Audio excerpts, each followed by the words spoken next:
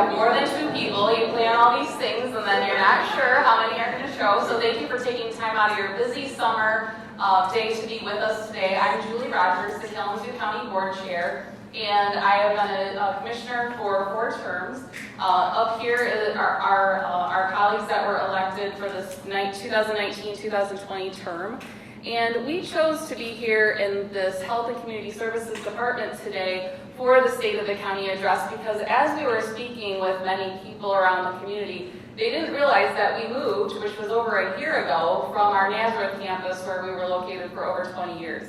This building is known as the former Illinois Envelope Paper Building. You may have seen the scale in the lobby. It doesn't work, so feel free to confidently step on the scale. You will not have an accurate way. And I just am so proud of this brownfield redevelopment. A lot of people know that I'm very passionate serving on the county brownfield for a number of years, and I think they did a great job with the redevelopment.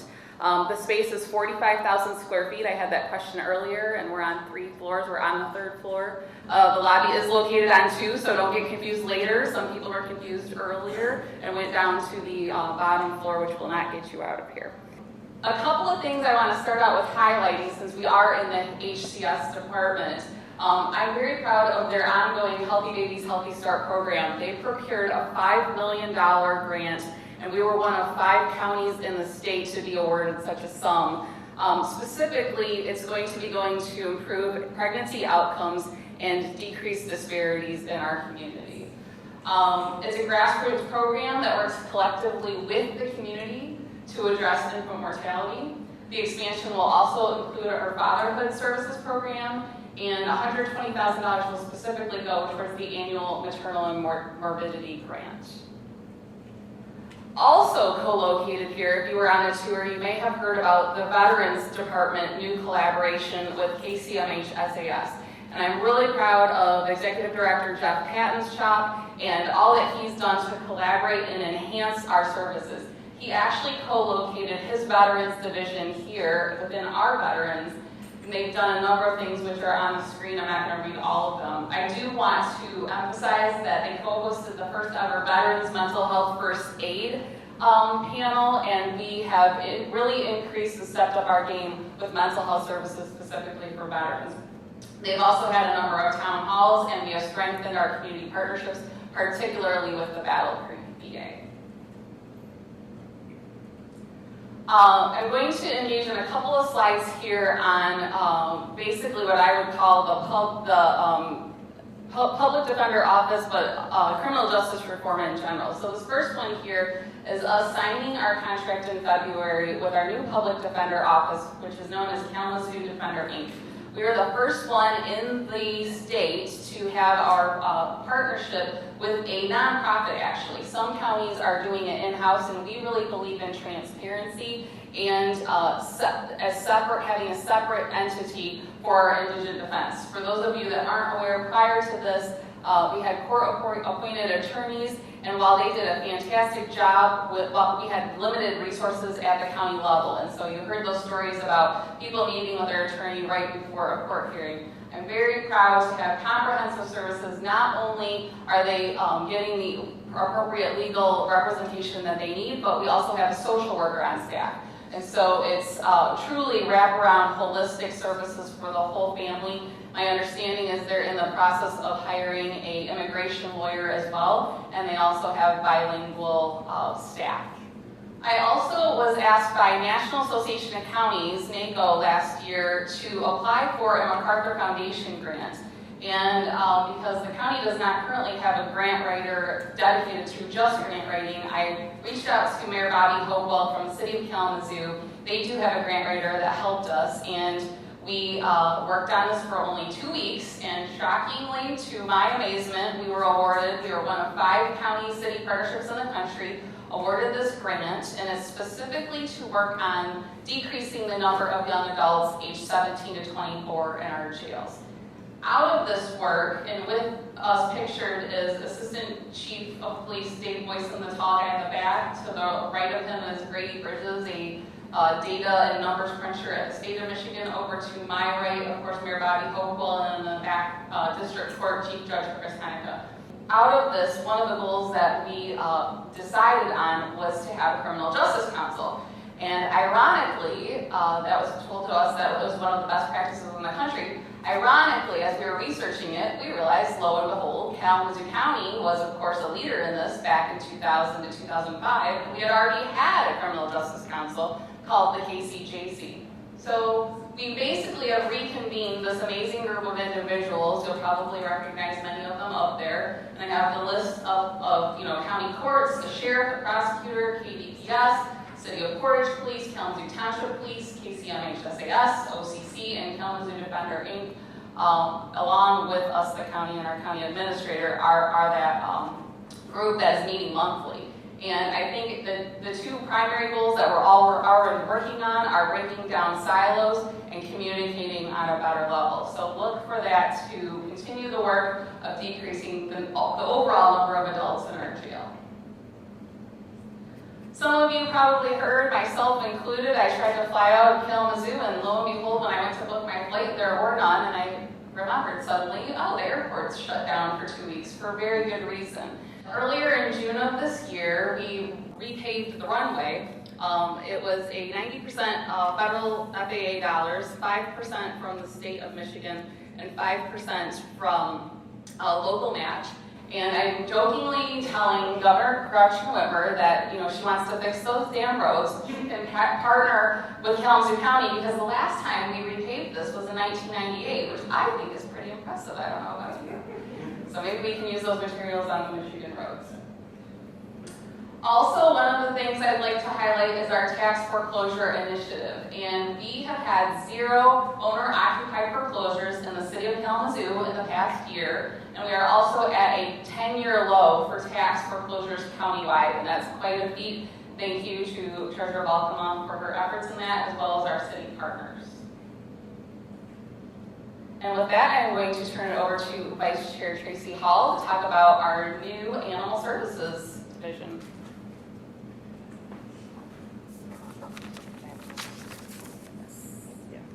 Hello, how are y'all? Good. So I had the awesome task about talking about our new Animal Services building that will be opening this fall. Here we are at groundbreaking, but before I get to show you these cool pictures, the progression of where we started from and where we're at today, I want to talk about some things with Animal Services. First, I think it's really important to recognize the 2014 Board of Commissioners who put away the money so that we could have this new building. And I want to thank them, and I know, Julie, you're part of that board, Mike, you're part of that board, and if I'm missing anybody else, I apologize, but a big shout out for that. I also want to talk, I think I did see Director Rackwitz, and thank him for his leadership on this project, as well as Director Steve Lawrence. This has been an awesome task to be an awesome assignment that I got the opportunity to be a part and to watch as it's evolved over the last couple of years.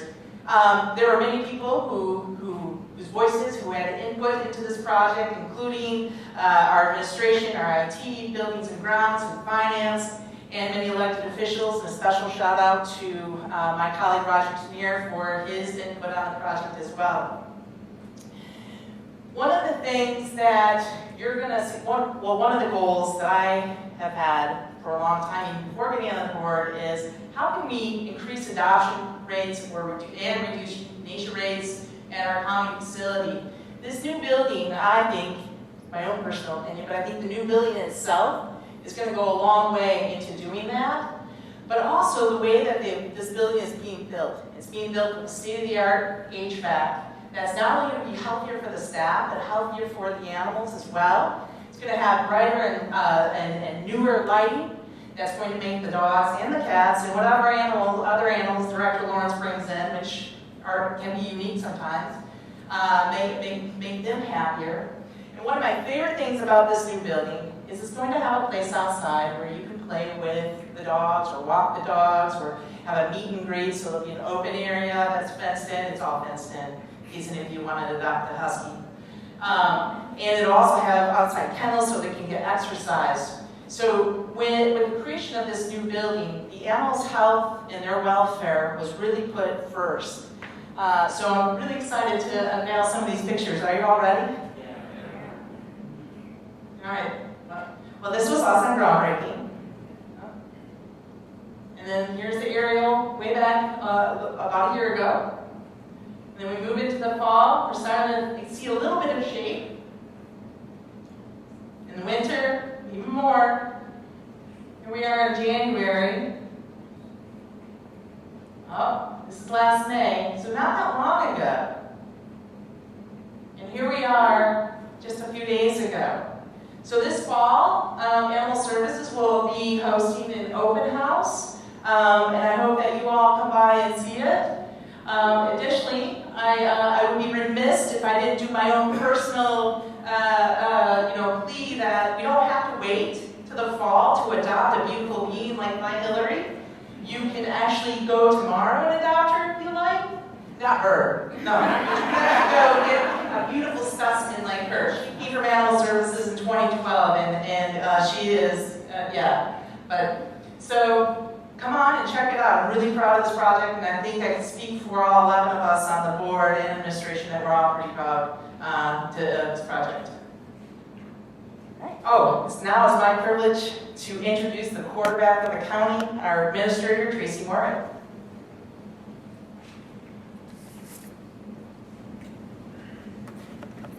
Well, thank you, everyone. Here's where I kind of fly under the radar and introduce some of the operational successes of Kalamazoo County. Although not as exciting as following Vice Chair Hall's beautiful dog, it does display the commitment and loyalty of our Kalamazoo County government employees. So we have about 900 employees that are eager to serve and very committed to this community.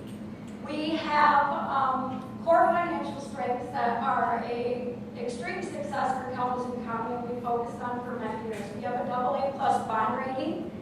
We have just received a positive financial audit overall for the county for 2018. We are one of 3 counties in Michigan that have a fully funded pension system, so that's a big deal for us at Kalamazoo County government. And we also have made an extreme commitment to fully funding our other post-employment benefits for after retirement. The collaborative efforts that we have engaged in Kalamazoo County have been very important to this board, especially this year. One of the focuses at our 2019 retreat is how we collaborate and bring everyone together in the county. We have started last year an online budget transparency where we, as we are going through the budget process, make available the entire workbook to the community so all of you can follow as we go through our budget workshops and make changes to our budget priorities.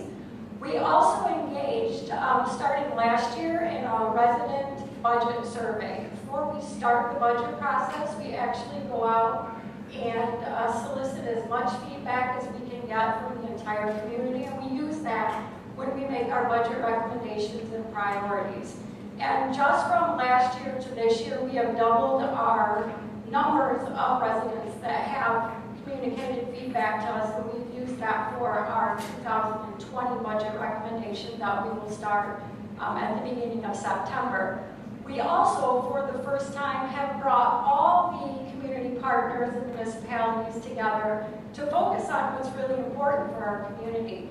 One of those first initiatives we started in March, and we've all gathered together and come a long way, quite frankly. Our first endeavor was an emergency weather response practice. As all of you know, through the cold weather and sometimes through the heat, there are many needs for the community that we need to focus on, and each municipality had a different version of what that looked like. So we all came together at the beginning of the year and actually all committed to one policy, one practice of an emergency weather response that is engaged throughout the entire community when there's a need. We have also started a collaborative housing initiative with all the municipalities, and that is the major focus of our board in 2019 was affordable housing and the housing market be available. So we've all come together and started having those conversations and initiated in a study to move forward and expand on that. And again, as I said, we couldn't do all of these things or be as successful without our employees, and we really tried to engage and commit to our employees. This year, we have focused on becoming a trauma-informed organization where we really look at each employee and bring those factors together, go through training, and understand how all of us communicate together to get the services provided for the community at the best option available. We also became a veteran-friendly organization last year, and we achieved silver status, which is the first time a county in Michigan was able to achieve that status. We also have a very specific focus on our wellness initiatives, where we look at all the health outcomes throughout Kalamazoo County with our employees, and we focus all of our initiatives on those needs of our employees. We engage in an employee survey every 2 years with all 900 employees, and what we've noticed is as we have these commitments to our employees, that their engagement also increases. And from 2015 to 2019, all of our categories in engagement have increased at least 10%. We also this year have started diversity and inclusion engagement, and we have hired a consultant to help us through that commitment to our employees in the community. And our chair, Julie Rogers, is going to touch on that for all of you in the specifics that we have this year. Thank you. Thank you, Administrator Moore. I want to thank the board for its forethought and wisdom last year of appropriating some money for the diversity and inclusion consultant.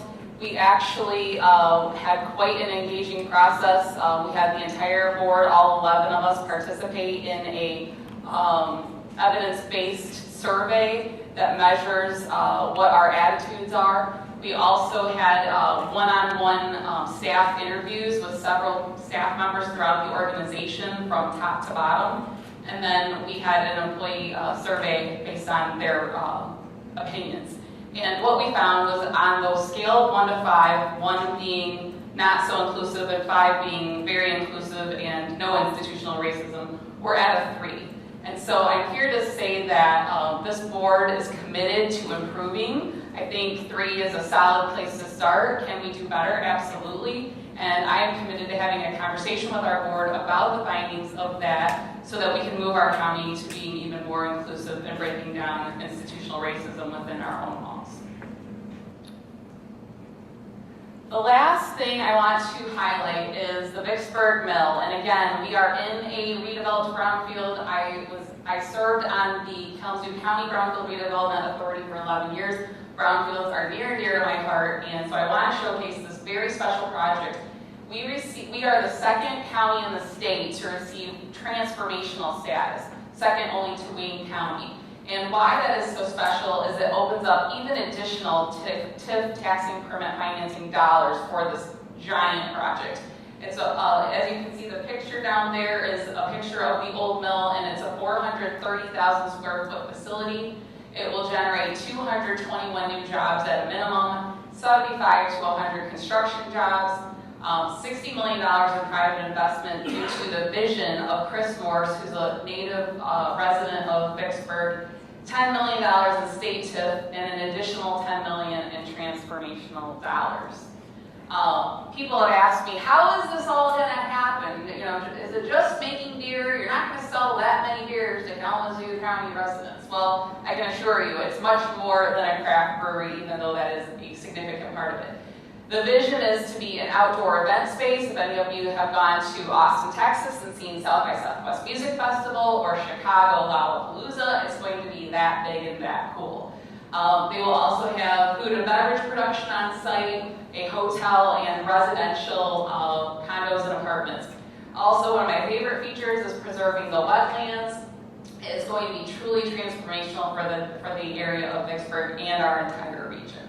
The other thing I would be remiss to highlight is we still have approximately $100,000 left in EPA federal grant money for brownfields in our county. So if you are a developer and are interested in partnering, please reach out to county administration or specifically Loda, Jordan Feller, or Rachel Grover. We can get you connected with them. But there is a time constraint on that, and we want to spend the rest of those funds. With that, I want to recognize my colleagues, so if you're already standing, if you will just wave, or if you're not standing, if you will stand for the County Board of Commissioners. I see Michael Seals here. I see Meredith Place in the back, Christine Morse, my colleague Vice Chair Tracy Hall. Thank you all so much. I would also like to recognize any other countywide elected officials. I think I see a judge in the back. If you will stand and be recognized. Thank you very much, Judge Lipsy. And then all of the staff, please stand or wave from Kalamazoo County.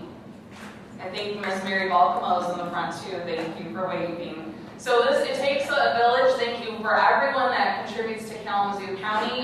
We could not do this without our staff. I thank you all for coming and engaging with us. We are cognizant of everyone's time, and I know everyone's very busy finishing up their summer before school starts. So we will wrap this up, but we three will be up here for one-on-one questions afterwards. Again, thank you so much, and if you haven't had cake yet, get some.